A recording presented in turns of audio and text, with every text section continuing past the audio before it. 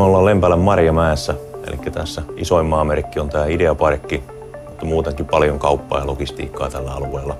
Joo, Lintusen Jarno ja Lempälän Energian toimitusjohtajana toimin.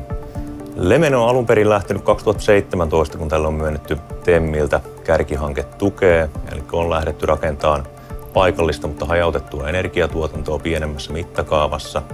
Ja täällä on tosiaan meillä hajautetusti 2 aurinkopaneelikenttää, yhteensä 4 megaa ja 13 000 paneelia. Sitten meiltä löytyy 6 kaasukonetta täältä, yhteensä 8 megaa kaasukonetuotantoa. Löytyy polttokennoja, akustoja, niin sähkö- kuin vesiakkuakin. Tämä on itsenäinen verkko. Tämä muodostuu 6 sähköaseman alueelle, joka muodostaa rengasverkon ja kaikkea ohjaa mikroverkkojärjestelmä, joka pystyy ennustamaan tuotantoa ja optimoimaan sitä ja osallistumaan energiamarkkinoille sitä kautta. Kauas saa lähteä, että tässä mittakaavassa löytää. Että varmaankin Euroopasta voi löytyä vastaava tyyppisiä hankkeita, mutta Suomessa on ihan ainutlaatuinen uniikki. Meillä on sähkövarasto tässä mukana sen takia, että se on keskeinen osa tämmöistä mikroverkkoa. Sähkövarastolla on monta tehtävää. Ensimmäinen on se, että pystytään muodostamaan saarekeverkko tälle alueelle, eli pystytään olemaan omavarainen se 24/7, vaikka valtakunnan verkossa on ongelmia. Tämä onnistuu sähköakuston avulla.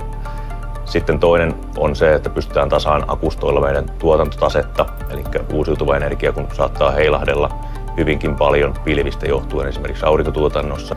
Ja kolmas rooli, missä eniten toimitaan, niin on reservimarkkinat. Fingridin reservimarkkinoilla ollaan aktiivisesti mukana useimmillakin markkinapaikoilla.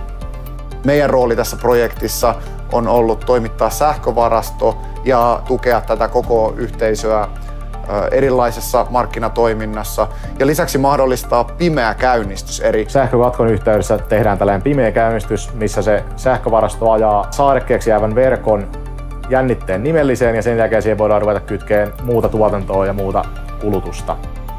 Sähkövarastopuolella mä ajattelen, että se lisäarvo, mitä me tarjotaan, lähtee jo siinä myyntivaiheessa siitä, että me suunnitellaan mahdollisimman fiksu ratkaisu meidän asiakkaalle heidän taloudellisten ja mahdollisesti muiden tavoitteiden mukaan ja pystytään analysoimaan, että minkälaisen sähkövaraston he oikeasti tarvitsee siihen, mitä haluavat. Sehän koostuu 2 asiasta, eli siitä akustosta ja sitten inverteristä.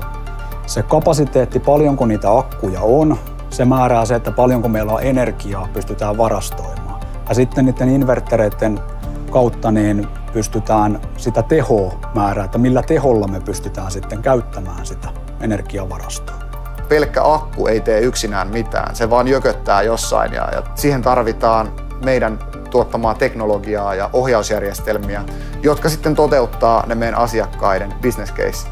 Ja silloin kun toimitettiin tämä energiavarasto, niin tällaista nopeaa FFR-markkinaksi kutsuttua toiminnallisuutta ei ollut ohjelmoitu tähän energiavarastoon. Ja tehtiin se tarvittavat softamuutokset ja testaukset meidän omalla tehtaalla ja tultiin päivittämään softat tänne ja tehtiin sitten niin toi Fingridin vaatimat markkinahyväksyntätestaukset.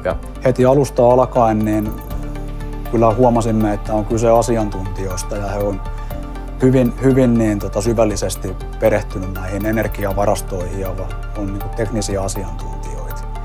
Meillä on Meruspowerin kanssa mennyt yhteistyö todella hyvin. Hyvin on otettu koppia aina kun on ollut joku ajatus, että jotain tarvitsee tehdä tai muuttaa ja ollaan saatu tukea ja apua ja järjestelmää on päivitetty tarpeen mukaisesti.